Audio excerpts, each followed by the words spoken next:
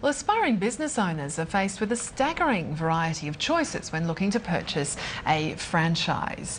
And certainly we've seen one company, Bedshed, come out with a system that it's developed so that investors can look at a potential franchise and work out whether it's going to be a dud or a money maker.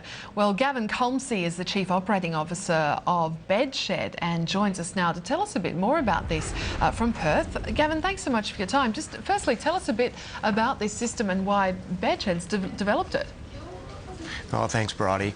I suppose we wanted to work out a simple way for people who are interested in franchising and interested in acquiring a franchise at how at the first stage they could start to understand the returns that were available to them. So we came up with this simple process for people to be able to input some numbers and get an idea of short-term and long-term returns from a franchise. Is it particularly just for people wanting to buy a Bedshed franchise? Oh no, what we've done is it actually allows you to choose to enter in the data for 3 different franchise organisations and then understand the return in year 1, in year 2 and anything up to 10 years for each of those franchise organisations. So we developed it specifically so that people could work out, could compare different franchises and see which one would suit them and what returns they were looking to expect. So, for example, someone looking perhaps at an ice cream franchise, for example, looking at possibly buying that, would this, say, tell them how many ice creams they need to sell in an hour to make a profit? No, it doesn't go into that detail. What it does do is it allows you to have a conversation with the franchisor, and any reputable franchisor would be able to supply you with the business metrics that you need. So the input fields are simply, estimated annual sales, royalties that you would have to pay, and any marketing fees that you'd have to pay, and gross margin, and then also a percentage of expenses. So, like I say, any franchisor or any reputable franchisor would be able to supply you with those metrics. You key those in, and then at the end of it, it shows you year 1 what your return you would expect to get, and as I said, all the way up to year 10. Why do you think people would use the calculator though? Why not use traditional methods like speaking to their accountant, their lawyer or bank manager?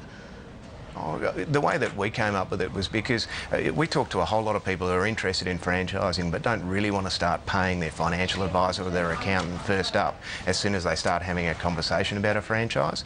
And what this does is just allows them to put that information in, get a good feel for the organisation, the returns they might expect to get from a franchise with that organisation before they then start investing money.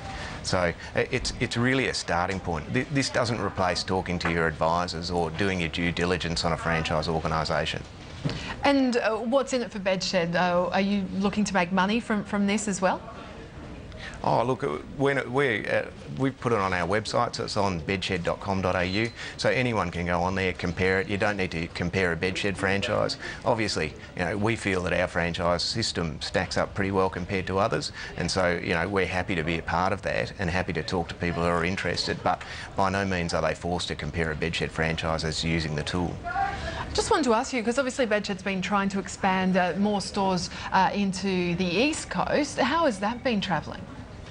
Oh, we've been progressing pretty well, and we're talking to a lot of people about it. We've got a few sites that are coming up very shortly, and we're really excited about that opportunity. The advantage for Bedshed, I suppose, is because we're a West Australian-based franchisor, and most of our stores still remain in WA.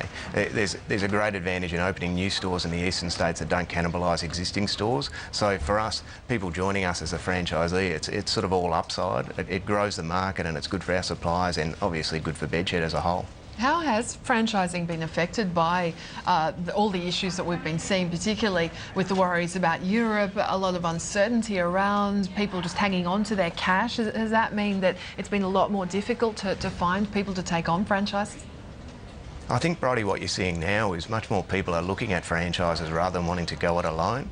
You get the advantage of joining a franchise like ours that's been successfully trading for 30 years, and all the systems, all the experience that's built up over that time. You get national marketing, everything that comes with that. So you weigh that up with do I actually want to go it alone and take all the risk myself, or do I want to go with a franchise system that's accredited by major banks and is a big player in the field?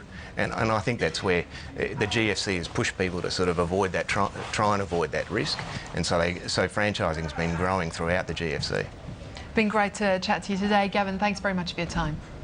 Thanks, Bridie. Cheers.